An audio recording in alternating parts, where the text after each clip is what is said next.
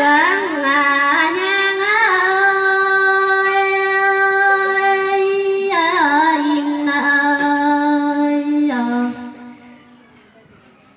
chia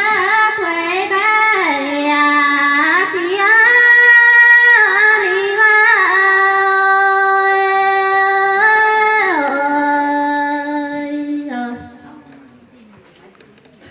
tón gieo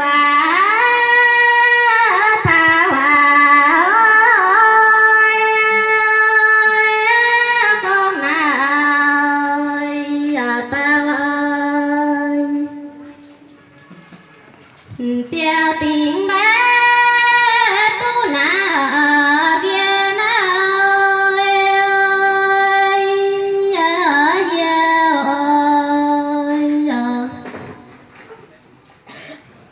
say bay cho nó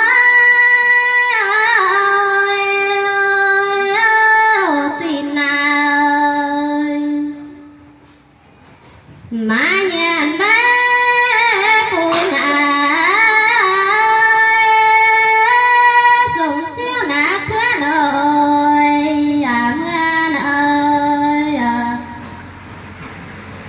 tai đã nào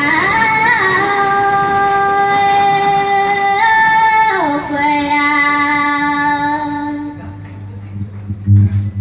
mãi mãi giờ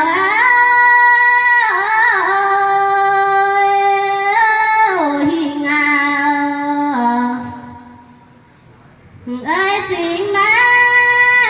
lầu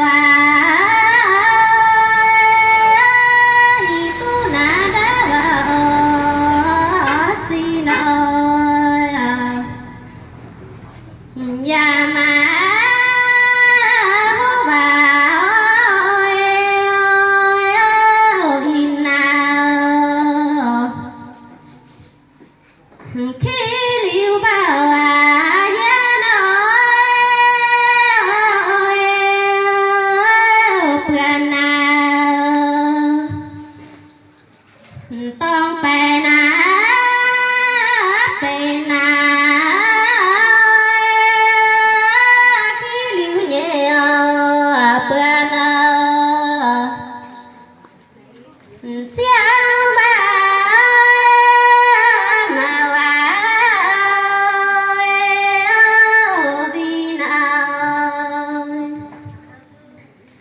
lỗ nhàn bao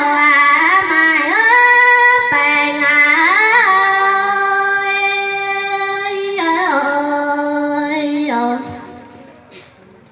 giờ pin khi chuồn bữa ná ơi say ngơ chi mà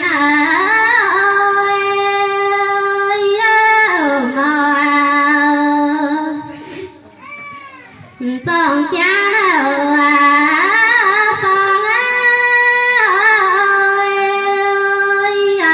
con ơi tôi cha mẹ nào nhà nội piang ơi piang khao